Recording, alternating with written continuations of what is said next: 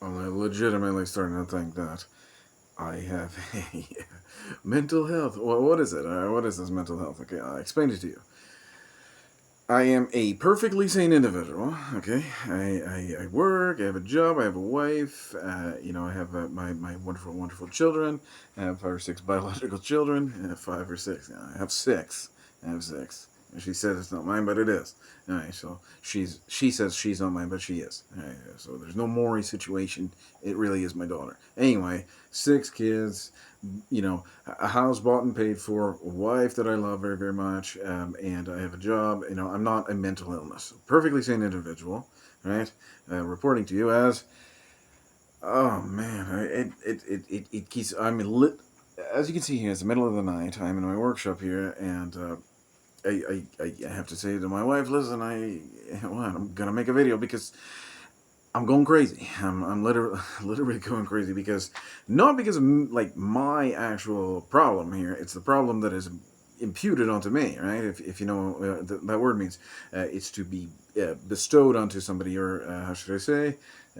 Well, not granted because it's not a good thing. It's like the opposite of well, if granted would be a positive thing, it would be the opposite of that.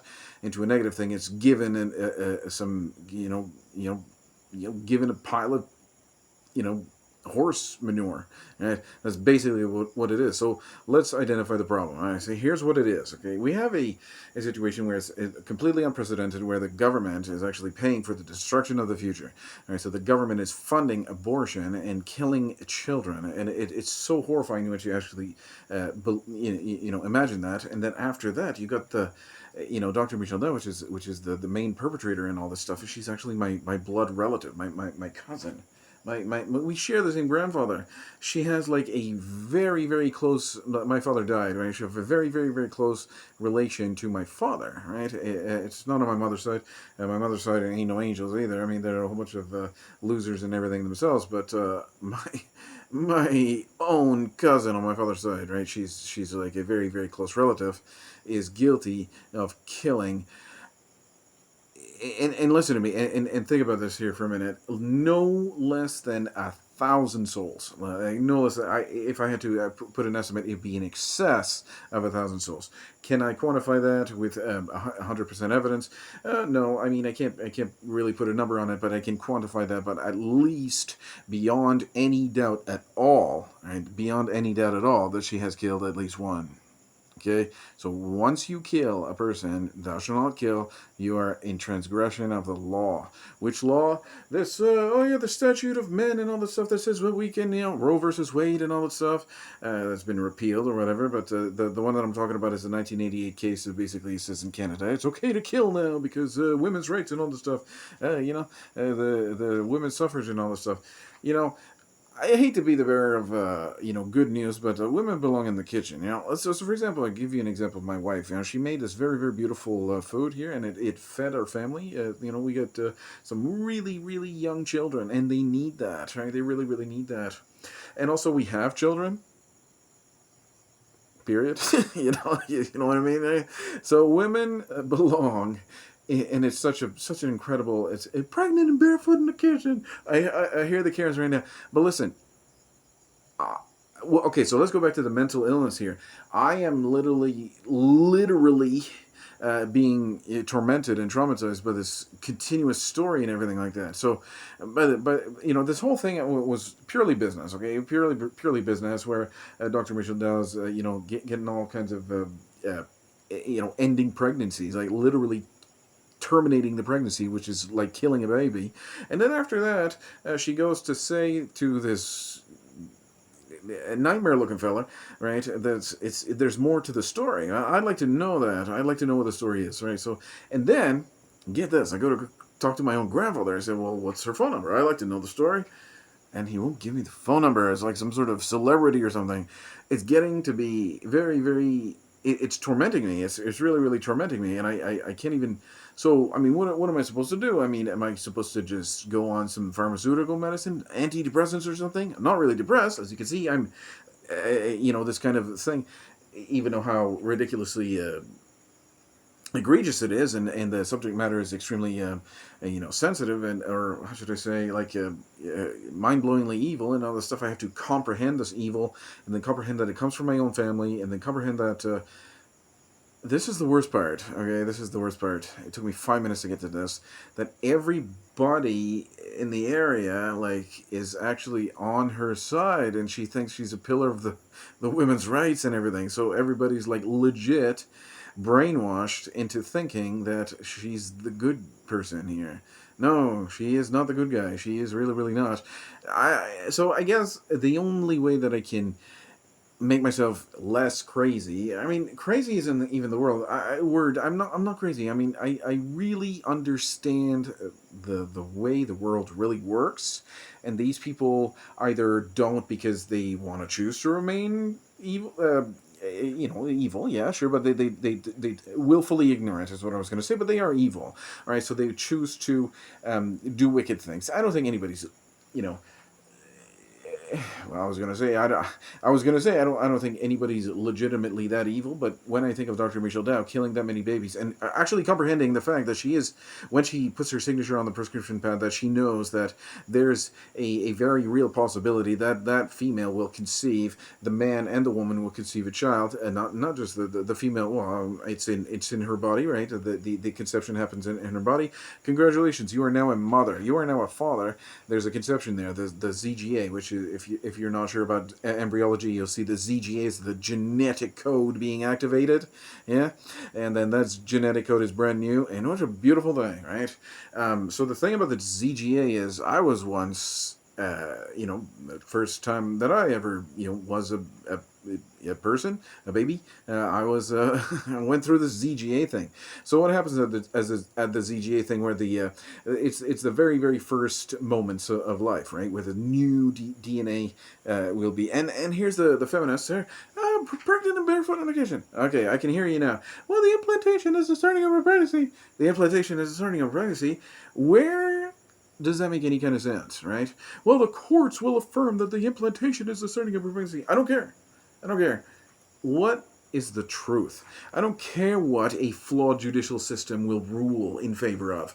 And that's why I'm not. Why would I be in a place where there's a flawed judicial system ruling in favor of something that isn't true? Right? It's not even true. They're just making their own heresy. Basically, it's all it is. A bunch of heresy. I mean, how could it be even remotely possible that the implantation is the starting of a pregnancy?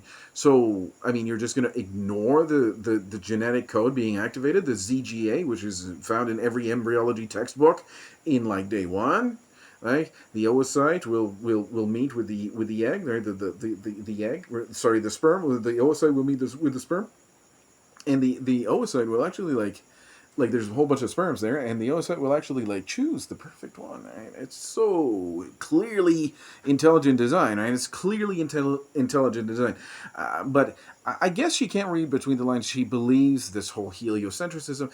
That's why I'm so much against the heliocentrism and all this stuff, because heliocentrism will prove that it is a deadly, wicked atheistic cult and all that stuff. That not only heliocentrism, but the Big Bang Theory, which is nothing but a yes, exactly. It's Georges Lemaitre, which is a Belgian priest, a Jesuit priest that just propagated this heresy.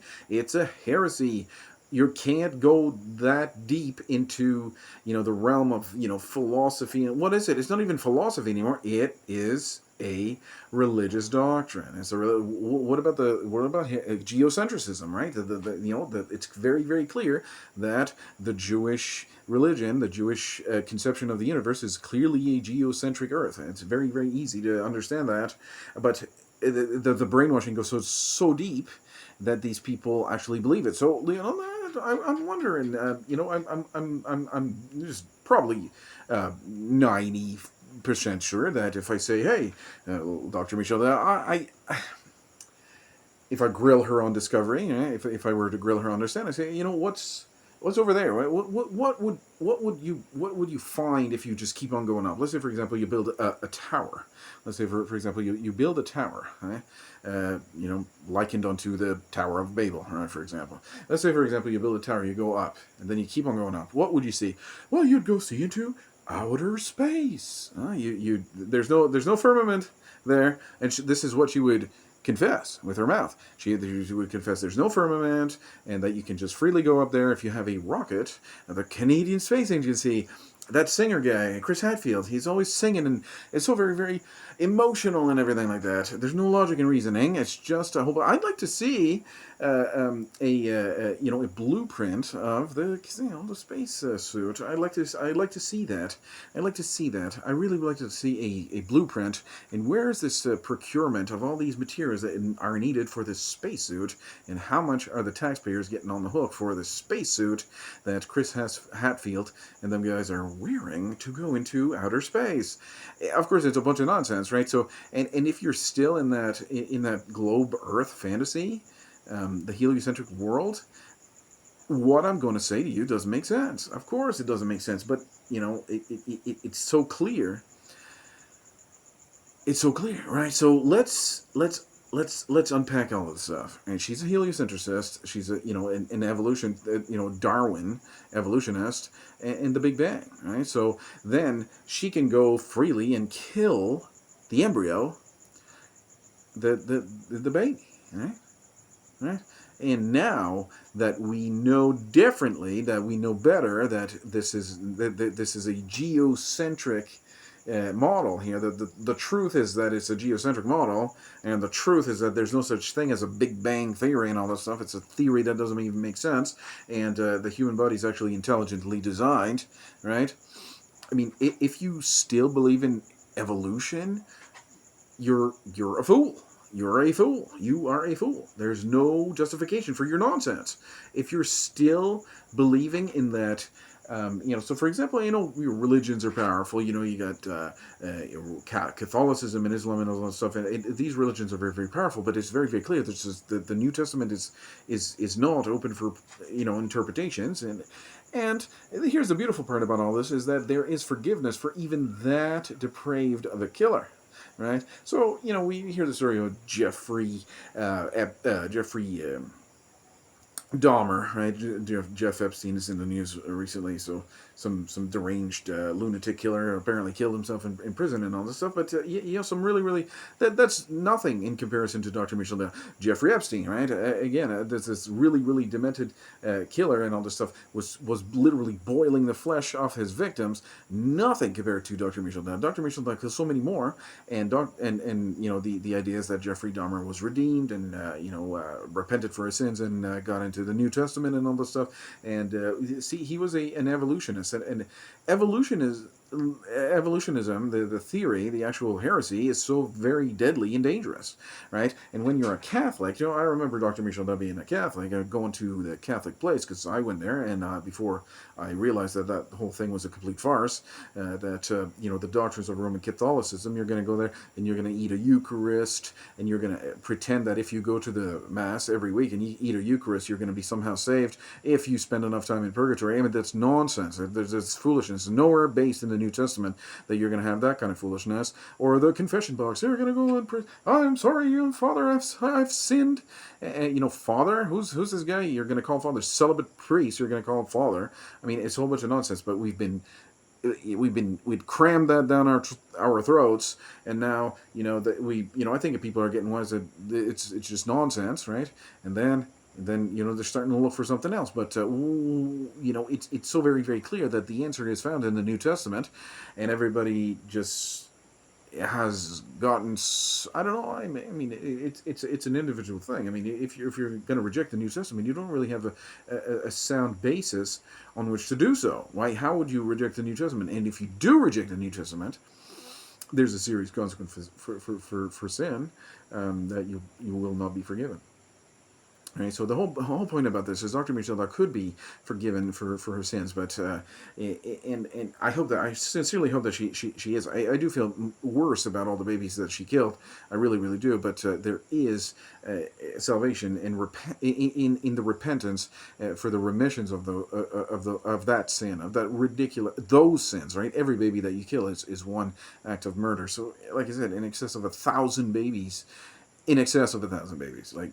I don't know, could the number be even 10,000? I don't know. It's been a long time she's been killing babies.